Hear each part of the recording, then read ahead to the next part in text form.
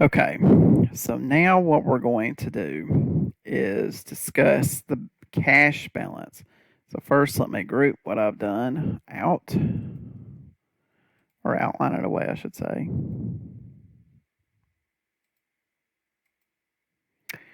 So beginning in A27, we're going to start off. This will be our beginning cash balance, followed by collections minus disbursements. We'll have an unadjusted cash balance. Need to see if we need to borrow any money. And that will give us an ending cash balance. We'll add some notes here. And we're first going to start off with minimum acceptable cash for this company is $15,000. Okay.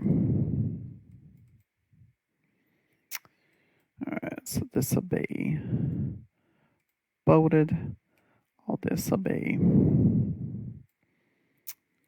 double outlined. And all right, so here we go. So first, our ending cash balance from May is going to carry over to be 20,000.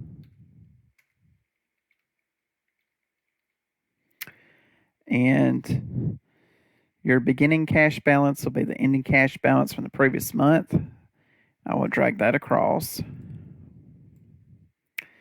Next, we're going to have collections minus disbursements. So for this one, this is going to be equal to E17 minus E26. And hit enter. And I will drag that across.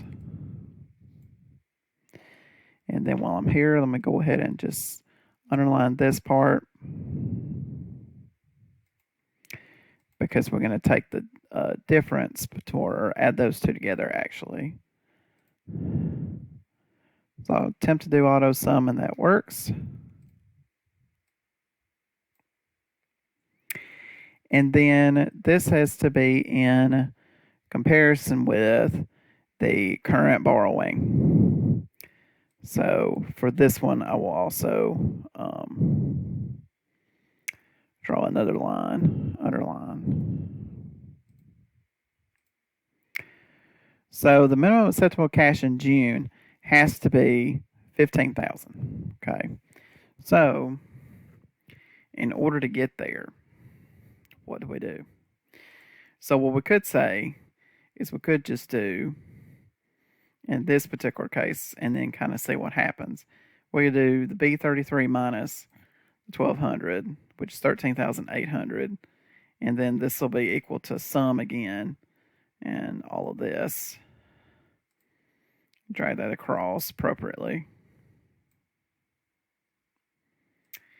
And then kind of do that for each of these, but you'd say again for this next one, we'd have to do that again. But the problem is that this would need to be another 15,000. And I did not anchor that.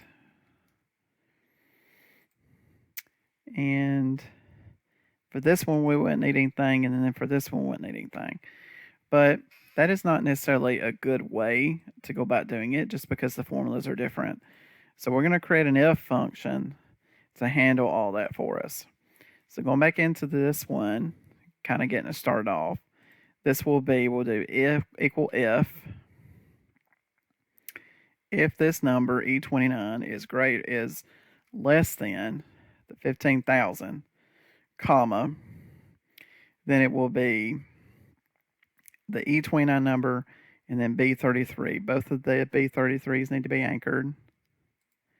And then otherwise 0. We don't need to borrow anything. So then we'll hit enter. So that 13,800 is still there. We'll drag that across. And lo and behold, none of the numbers changed, and we still get the correct results with respect to the note of minimal acceptable cash. We could tweak this a little bit if you wanted to do greater, less than, or equal to. It doesn't matter. The text says that, but it'll work both ways. Next, we'll talk about how we deal with repaying short term borrowing.